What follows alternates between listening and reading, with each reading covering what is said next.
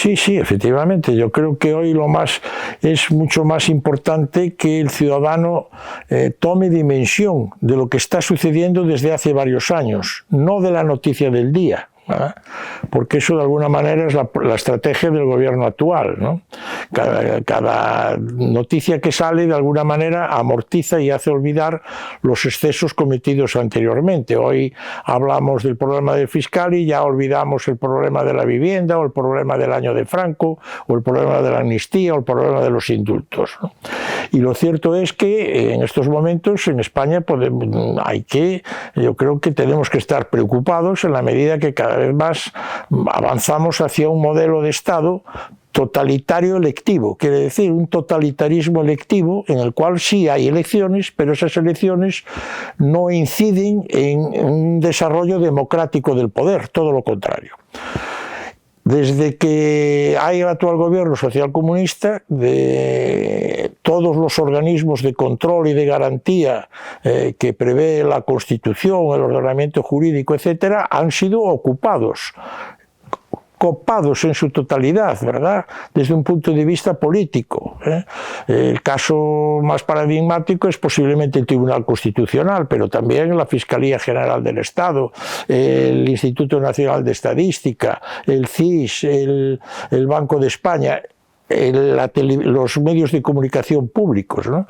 Un auténtico escándalo en la medida que en la votación parlamentaria la mitad de los diputados eligieron y votaron a la totalidad de los consejeros de la radio-televisión, la han convertido en la práctica en un nodo.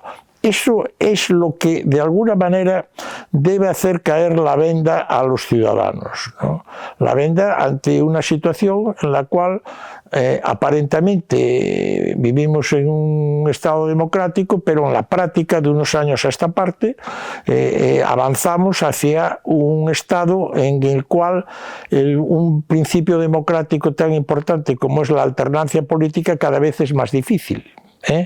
Y en segundo lugar porque el poder se utiliza de una forma unímoda, actúa con una absoluta impunidad. Con una absoluta impunidad, y yo diría incluso, por ser un poco castizo, con un total y absoluto descaro. Y esto creo que es lo que la oposición tiene que contraponer con una política, primero de denuncia, pero sobre todo una política de contraposición de valores, y de una contraposición de políticas, de modelo de convivencia y de modelo de sociedad frente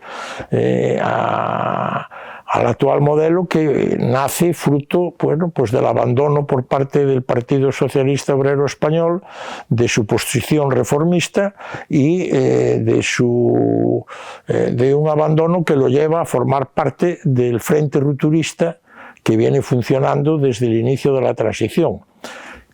Frente Rupturista, que es el que componen los partidos contrarios a la Constitución, los partidos contrarios a la unidad de España, los partidos que en su día votaron que no a la Constitución y son los que hoy unos forman parte del gobierno, como el caso de Sumar, y otros forman la mayoría parlamentaria que sustenta ese gobierno, Esquerra Republicana, el PNV, el Bloque Nacionalista Gallego, Junts, etcétera, etcétera, y sobre todo Bildu, ¿no? Un partido vinculado al terrorismo. Esto es un poco lo que hay que pensar. Hoy el debate político ya no es el debate clásico de un modelo de izquierda o un modelo de derechas. En España el debate político ya empieza a ser un debate de libertad frente al totalitarismo. La oposición sobre todo lo que tiene que poner en evidencia es que tiene un modelo alternativo, y para eso primero tiene que decirnos qué medidas va a tomar. Porque la oposición, las más de las veces, reduce su discurso a pedir unas elecciones anticipadas o a pedir que el gobierno dimita o que haya un voto de censura. Y eso es una utopía porque no lo va a haber, porque todas las minorías que apoyan al gobierno, como usted comprenderá, no lo van a dejar caer, porque están avanzando en la consecución de sus objetivos, bueno, de una forma y a una velocidad como nunca ellos pensaron o soñaron. Van a sostener a Sánchez y van a sostener al gobierno social comunista que integran el PSOE y Sumar todo el tiempo que puedan, ¿verdad? Porque saben que su chantaje se verá satisfecho en la medida que lo que pretende el gobierno es continuar en el poder. Y la oposición tiene que subrayar algo importante. Es lo primero, que aquí en España lo que hay es un partido de derechas y un partido de centro-derecha. No hay la ultraderecha que se denuncia. Es decir, no hay puede haber grupos minoritarios de corte radical o de corte fascista, pero lo que son los partidos políticos con representación parlamentaria que votan los ciudadanos españoles son un partido de derechas, como es el caso de Vox, que es un partido constitucional, admite la Constitución, es un partido que admite el modelo de Estado y, consiguientemente, es un partido que pues, defiende una serie de valores con los cuales yo no coincido, pero sí respeto en la medida que es un partido constitucional, que defiende la unidad de España y defiende los valores de la transición. Y un partido de centro-derecha como es el Partido Popular. El problema, por lo tanto, no es una ultraderecha inexistente. El problema es una ultraizquierda que sí existe, que participa en el gobierno, que apoya al gobierno. Una ultraizquierda radical y extremista, que defiende la ruptura de la unidad de España, como es el caso de Bildu y de Esquerra Republicana, ¿verdad? O de todo ese conjunto de partidos minoritarios como el Bloque Nacionalista Gallego, Compromís, etcétera, etcétera. Partidos que aspiran a romper la unidad de España. Una ultraizquierda contraria a la Constitución. Partidos anticonstitucionalistas que quieren cambiar la Constitución, que quieren derogar la Constitución, que quieren cambiar la forma del Estado. Y partidos con una clara vocación totalitaria de corte comunista, vinculados a este nuevo comunismo populista que representa, por ejemplo, por referirme a lo más moderno, Venezuela, ¿no? Que puede representar Nicaragua y que tienen incluso lazos de unión pues, con grupos terroristas como Hamas o con países dictaduras teocráticas como es el caso de Irán. Eso es lo que nos tiene que preocupar, esa ultraizquierda, porque eso sí que es una amenaza a la Constitución, es una amenaza a la unidad de España, es una amenaza a nuestra libertad y democracia, que puede verse sustituida por un régimen de carácter totalitario, de carácter comunista populista, por poner un ejemplo. Ninguna, porque la estrategia que hoy tiene no es una estrategia que obedezca a un proyecto ideológico, es simplemente un proyecto de poder. La parte más reprobable de la historia del PSOE, que tiene una historia de la cual no se puede sentir orgulloso de más de un siglo de aportación a España, la parte más negra fue lo que representó el extremismo de Largo Caballero, que fue una de las causas de la guerra civil. Pero Largo Caballero obedecía a un proyecto ideológico, proyecto equivocado, que era un proyecto radical y revolucionario imitando la revolución rusa, la revolución comunista, lo llamaban el Lenin español. En el caso de Sánchez y la actual dirección del PSOE no hay ningún proyecto ideológico más allá de la de detentar el poder. Ellos ocupan el poder. Como tal partido, no solo el poder del gobierno de España, sino poderes autonómicos, poderes municipales, poderes de diputaciones provinciales, gracias a los votos y al apoyo del Frente Rupturista, y hacen las concesiones necesarias para poder mantenerse en el poder.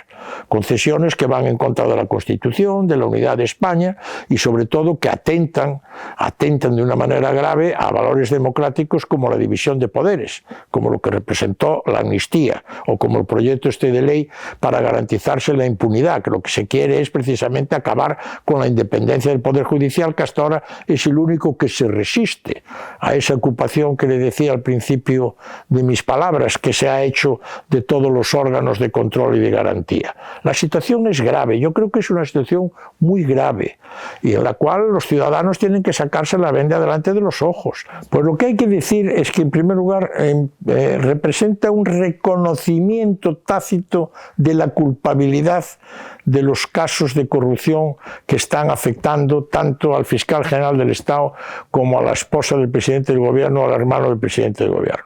Cuando se saca una ley que lo que busca como objetivo final es la impunidad, con ese apartado en el que dice que una vez aprobada la ley que decaerán todos los procesos que se hayan basado en acusaciones populares o que se hayan basado en lo que llaman recortes de prensa, que es un atentado contra la libertad de prensa tremendo, ¿verdad? Bueno, pues eso quiere decir que están viendo la gran dificultad que pueden tener de ser condenados en algunos de estos casos, que al final, créeme usted, que no tiene importancia. Quiere decir, a mí y a los españoles les debe ser indiferente si hay condena o no hay condena al final, de la mujer del presidente, del hermano, del fiscal general.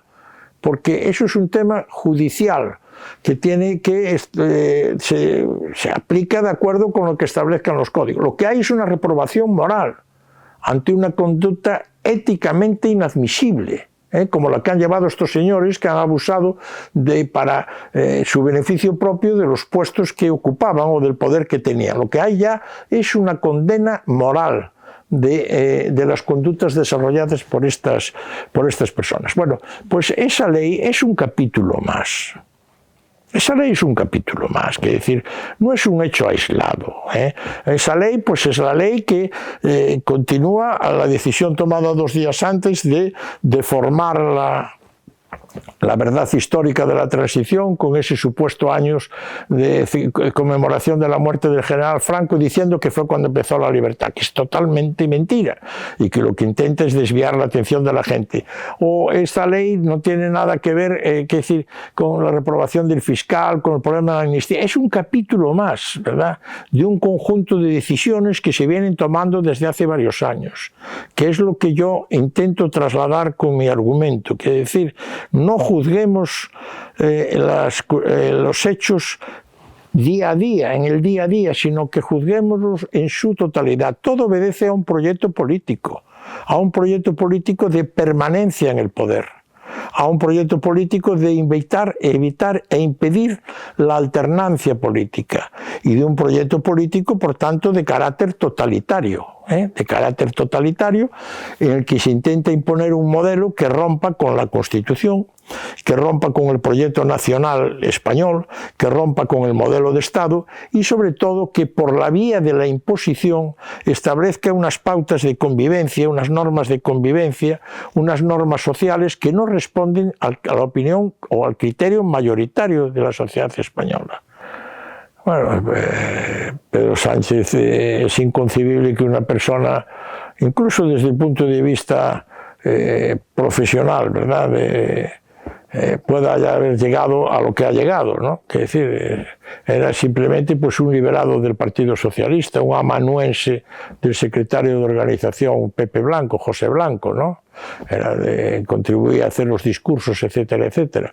Ha trastocado totalmente las estructuras históricas del Partido Socialista, ha sustituido una organización que se basaba en la representatividad por la implantación de un sistema de elección directa del líder, el caudillismo, ese caudillismo de las primarias, y a partir de ahí pues ha incorporado como estrategia política una sola, que es la de ocupar el poder. Ha seguido pues la línea que en principio marcó Pascual Maragall y el Partido Socialista de Cataluña cuando fueron el primer partido que en España rompió una norma no escrita, que era la de que gobernara el partido más votado, que en aquel caso había sido el Partido de Convergencia y Unión que encabezaba Pujol. Y Pascual Maragall, llevado por su ambición, y el Partido Socialista de Cataluña, llevados por su ambición, pactaron con los comunistas y pactaron sobre todo con un partido anticonstitucional e independentista como es Esquerra Republicana, ¿verdad?, para poder gobernar. Y para ello establecieron un pacto, el Pacto del Tinel, que indicaba que en ningún caso se dialogaría o se acordaría con la derecha española. O sea, se establecían los cimientos de ese muro del que habla Sánchez, ¿verdad?, de esa vuelta a las dos Españas, y que de una forma directa se lleva a cabo a través de la Ley de Memoria Democrática, que es un ataque directo a la reconciliación nacional, aparte de una manipulación de la verdad histórica, y en todo caso una manifestación totalitaria.